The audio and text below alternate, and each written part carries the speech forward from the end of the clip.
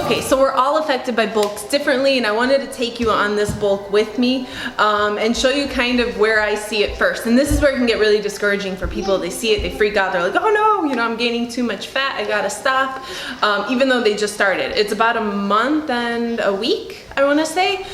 So my problem areas, which you probably saw in the video, or I will point out, is cellulite. And I always get it on my legs, and I could be that person that cries and says, why do I get cellulite and right away, and why am I so prone while other people don't have any? But at the same time, I'm lucky because of the stomach.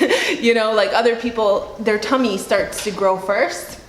Mine stays pretty flat, so I'm grateful for that. This is my problem area. But the part that kicks in the worst, and I hate it, is my back. But that won't start kicking in just yet. That usually happens towards the end of the bulk or when I do really aggressive bulks. I don't know how it's gonna be this time around because I'm not gonna be doing an aggressive bulk. So I don't know if I'll actually get that extra fat in my back or, you know, my fat triceps. For some reason, the back is just, that's where I store it, all from the back. And I don't know how bad it's gonna be this time around, but it'd be cool to share with you guys since I always do aggressive bulks. And now that I'm doing a lean bulk, I feel good. I don't feel very weighed down, so I'm happy about that. But cellulite comes no matter what. Like I tell you, it happens like that. It's just like a little layer of fat that starts covering you in that certain area where you just store fat, and you can't do anything about it. You gotta just not look in the mirror, which I've done a pretty good job of that because I really wasn't sure what was underneath all the fleece and onesies I was wearing for the past couple of days. I was fully covered,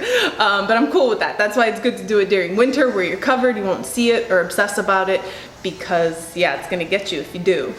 And then another thing, which is obviously the point, hubby even pointed it out to me. He said your muscles are getting bulkier, which to me I like, I absolutely want. As you can tell, my muscles in my legs, they're coming out more, but like thick. And when I was cutting, at the end of my cut, you guys saw my legs a bit more shredded and more muscle definition, but now you're seeing them a bit thicker, alike. So that's why I don't know if I'm going to lean or cut so dramatically because I like the extra size on me, I like the muscle on me, to each their own. But if girls are fearful of this, you have to understand your cutting phase is gonna take off that layer of fat and your muscles are gonna appear more lean rather than bulky and big. But this is all just part of the journey. Also keep in mind, this is of years of bulking. It's gonna take time. You're not just gonna wake up like, whoa, I'm muscular. It takes a really long time. I would love it to happen that quickly because then I wouldn't have spent like 3 years working on bulking and cutting. So don't be afraid that you're going to gain massive amounts of muscle. You are in control of that. I am in control of this. If I want to, you know, stop gaining, it's as simple as changing my nutrition. But no, I want to keep getting bigger, so I'm gonna keep eating. And when you think about the 3 years, it could be a little discouraging, but let me tell you that 3 years, it had its perks every time because you're constantly evolving and changing and you're seeing the change and you're excited about the change. So don't think of it like I need 3 years before I'm happy with my body. No, not at all. I was happy every milestone that I hit. It was setting new goals and it's like an artwork, you know, but every little milestone is exciting. So don't think of it as, oh my God, 3 years. The time is gonna pass anyways, guys, so just make sure you're working towards your goals. Anyways, I did want to be real with you guys. I said I want to take you guys down this journey with me, so I'm going to show you all the flaws, the cellulite, and next month I'm going to probably do the same thing and show you what I've accomplished in that month and the bad that came with it as well. But I do want to take you guys down this journey with me and show you guys the process. I also want to talk about supplements with you guys, so let's go at it. We're just going to call this video Real Talk with Florina. Alright, so something that I do not find even slightly important, at least nothing like a lot of people do find important, but as, you know, a coach and a trainer, I am asked often, Florina, what supplements do you think I should take? None. And here's the case. I do take protein. And the only reason I take protein is if I haven't reached my goal of protein for the day through food. This one, when I first got it, I was taking it daily just so I could feel what it's like. When was the last time I took it? Maybe like a week ago, because I was reaching my protein goal through food. So it literally stays on my shelf in case I need protein. This one is plant-based, and the reason I wanted it was because it was a superfood, so it has like 2 servings of fruits and vegetables and 7 alkalizing greens. plus your protein. So for that reason, I'm like, oh, you know, it's got greens in there. Let's give that one a shot. But I don't even take it that often. I literally take it once, maybe twice a week. I mean, protein is protein. And I say this because there are people like, well, did you take protein to grow your butt? And it's like, what? What? Because I took it in a powder supplement, it made it grow my butt because I didn't eat it versus like getting it from foods.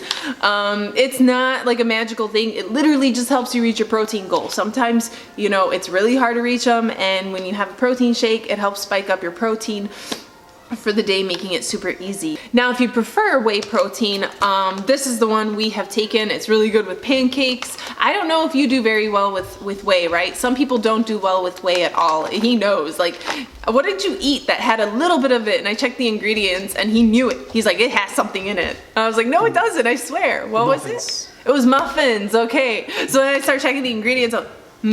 You're right. He's like, I know, the bathroom told me. So some people just don't do well with it. I do like it. It tastes good, but I've kind of stuck to this one just to see if there's much of a difference in flavor. It's just feeling like you're getting more vitamins and minerals through this one.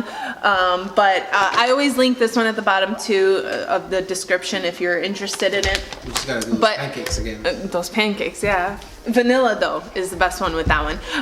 That is the only one that I can say that I take because everything else I totally suck at. The other thing that I have taken is glutamine and creatine, which I think are really great, but I can't stay committed to supplements. Nothing like protein I cannot, and even this, seeing such a huge change when I do take it, I still can't stay committed to it. I just suck at that whole taking a supplement continuously. Plus I don't feel right taking one all the time. So for very long periods of times I don't take any. Maybe I'll take it again now that I'm bulking for a short period of time. But what I like about the creatine and glutamine is the creatine always made me feel stronger in the gym. I could lift heavier, I could perform better. For that reason, during a bulk, you want to be able to perform better in the gym. And the glutamine was helping, I felt like it was helping me build a muscle and recover much faster. So for that reason, I do like this supplement. I would take it again, and this is probably the only supplement that I would even consider doing or being on. Now, the reason I take this one is because it is unflavored, and that is very important to us because when I first started taking creatine, we didn't understand about sucralose and artificial coloring in your supplements and in food in general, and how it has a very negative effect. So we were using this one, which was our favorite, and if I get back on this one, it's a dramatic change. He agrees. Like, we cannot find anything that matches the ones that have flavor in it, and we don't understand. We're like, maybe it's the flavor that makes you go crazy. I don't know, but you perform insane with this. We just stopped. It's a full container. It's full to the max, but we don't take it because of we found out about the sucralose and we couldn't return it. And red 40 in it. They all have red 40, which doesn't make sense to me because you can just beet juice with stevia leaf, natural sweetener, natural color if you want color. You know, so for me that seems like the better alternative, but the supplement companies haven't picked this up. I don't know why.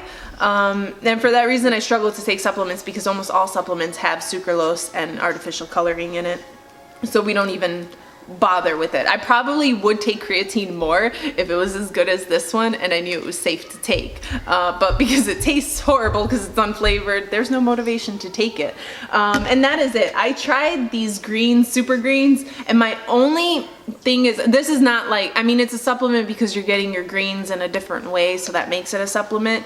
And people were saying they get really good energy, but it wasn't working with my schedule because I fast. So it's like, okay, I fast, so when do I take it? It would break my fast if I did take it before or during. So for that reason, I haven't really tapped into it. Like I said, I totally suck at supplements. You know, I can't commit to anything that just religiously every day you got to take it. I suck at that. I wish I could be better because I could probably drink more water if I was better at it, but I just can't. But yeah, I'm not a huge believer in supplements. I don't think you need it for the majority of my fitness career life, whatever you want to call it. I did not do supplements at all. Glutamine came to me on my first bulk, is it? Maybe 2 or 3 years ago. That's when we first started using it. No. Creatine. Creatine came to me then, and then glutamine came on one of my last bulks actually. But before that, for 7 years, I was not really relying on supplements at all, and I was able to build a lot of muscle. This is also where I get annoyed because people will be like, they'll leave like this name of something on my YouTube channel and I gotta go Google it because I'm like, what are these people talking about that are accusing me of like steroids? And it's like, I don't even eat artificial food coloring. Why am I gonna put steroids in my body? So I think that is probably the most annoying thing to hear. It's because it's simple to build muscle. You need consistency and you gotta just keep working out for years like I have, and you'll have just as much muscle. But everyone like tries to discredit you, mostly men. I don't know if it's intimidation because I have a lot of muscle, but it's like, this was my goal and I've been working out for 7 years, you know? So like men are like, oh, you're on steroids, that's the only way you built your body so much. It's like, sure, dude, if it makes you sleep better at night. I mean, I don't take supplements. Why would I go and do steroids? Don't you think I would try every supplement on the market before tapping into steroids? But I am 100% natural, whether you believe it or not. And honestly, I think if I was on steroids and this is the amount of muscle I've accumulated in 7 years, it's kind of pathetic. But that's just an overall of supplements. I don't feel it's necessary. I don't feel you need it.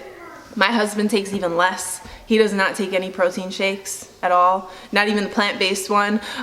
He doesn't take any creatine or anything. We don't care for it. And I mean, could it make a huge difference? I mean, if I stayed on glutamine and creatine a little bit longer and actually committed to it, I think strength-wise and muscle, I could, but would it be a huge difference? Probably not. You'd probably just be wasting a lot of money. But that's just my take on it. And you know, you might be thinking, what's the big concern about taking something that has like sucralose or color in it? And the thing is that most people who take supplements are not as bad as I am, and they will take it for years and years and years. And the problem is that sucralose has really bad effects. If you Google all the ingredients, you know, that I always put out there that are bad, you'll see taking it for long periods of time is not good. It's not like if you take it once or twice, it's a bad thing, or if you eat something that has it, like a piece of cake that has food coloring. It's not like that. It's something that you continuously take over and over and over again. And the other thing that gets me is that in supplements there could be fillers and harmful things in there, and they say sometimes the more harmful it is, the better it works, or at least you feel like it works, like you feel your body, oh, it's doing something, even though it's rat poison or something, you know. I mean, I'm not saying that they're still doing that. I don't know what they're doing, you know, but there's a little fear in me about supplements, and they're not very regulated, and any Joe can make supplements. I could start making a line of supplements, and it'll probably be pretty simple for me to get it out on the market. And if I want to save, because in order to save, like if you want good quality whey, you know, there's a certain amount of money you got to pay for it, and if you decide, hey, you know, I want to make a little bit more money, let me just add some fillers in there, and that way, you know, I can profit from it a bit more. So for that reason, I don't trust them, and because I've seen so many years of working out without them and seeing that I have gotten positive results, I just figure, what's the point? Why start now, you know, if I've gotten such good progress without it? So that's my reasoning for it. I'm not anti, you know, I don't tell people you can't use it. If you want to use it, that's all on you, but I never push it on my clients, and I never tell them they have to take supplements. It's not required at all. A little tip for moms, I would remove as much food coloring as you can, because red 40 specifically, they say it disturbs a child's mood, makes them very, crazy through time of eating and eating and eating it. So if you're not checking that, and your child is crazy and bouncing off the walls, I would take a look at what they're eating. With Lila, we do get her like gummies, usually from Trader Joe's, so everything is made from fruit. There's no added color in there. We always check the ingredients for that, because we don't really want a crazy child. So we do everything in our power to make sure she is as tamed as possible and eating good food. She's crazy as it is. We love her for it, but we don't want to see what happens when you add the red 40 in there or anything. Just a little tip if you're curious. Yellow, yeah, all of them. But I heard red 40 is the absolute worst. I don't remember what they all are for. Like, you do your research, and then after years you forget why you stay away from it. You just know you got to stay away from it, type of thing. So I'm not refreshed as to what each one does to you. I just know don't give it to her. Spoiler alert. Spoiler alert. Hot Cheetos. Hot Cheetos. It was so sad. Red 40 all the way, and they had actually yellow in there too. I don't know. There's a lot of, we did a video about that, right? The alternative to it. Yeah. Was it an Aldi thing? Yeah. Yeah, it was the Aldi one where we were showing like hot Cheetos versus their hot Cheetos that didn't have any food coloring in it. Takis, yeah. They taste similar, like the same. The hot Cheetos taste a little different, but whatever. We'll just link it for you guys, right? We'll just link that video. That way you guys can see like the differences. Hey, we all like treats every now and then. No one can say they're perfect. You know, sometimes when I'm craving hot Cheetos, but I don't want to get an overload of Red 40, then you know you have an alternative. Sucks to know that you grew up with them. I know I grew up with them. What has that done to me? Years of eating it. I love hot Cheetos. I used to buy the little 25-cent bags before school all the time, every day. It was like a ritual for me. I was getting my behavioral disorder every day before school. I'm gonna go ahead and link all the supplements I think are good and worth taking. I think I already have the plant-based and this one like on every video, but on just this video I'm gonna add the glutamine and creatine. Especially if you're bulking and you really wanna put your all into it. It's a great supplement. I don't take it. So I hope this clears up which protein I take to grow my butt.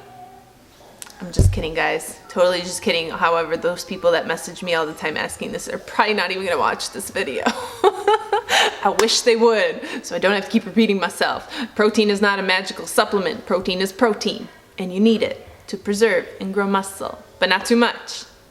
Man, we can go on and on with all the information there is to say out there. Anyways, we're gonna end the vlog here. You guys gotta thank hubby because I had zero motivation to do a physique update. Actually, I never have the motivation to do a physique update. He's always the one who's like, I think it's time for a physique update. And I'm like, really? I don't think so. I got me some cellulite, but hey, he's helping me be real with you guys. Sometimes it's hard to even want to do it. You're just like, no, I don't feel like taking my clothes off. Like I said, it's cold. So you guys got to thank him for that. He motivates me to do these real talks and share things with you guys. I'm the type of person that I'm like, I don't think anyone's interested. He's like, no, I think everyone's interested. I'm like, no. And then I do it and I'm like, damn, people were interested. So it's good having him here and telling me, hey, I think people would relate or like this. Sometimes it helps when you're kind of solo. You're like, no, everything sounds like pointless to share. Anyways, we're gonna end the vlog here. If you enjoyed it, give it a thumbs up. Subscribe if you haven't already. Hit that bell for notifications, most importantly, so you're notified every time I post a video. And until next time, bye guys.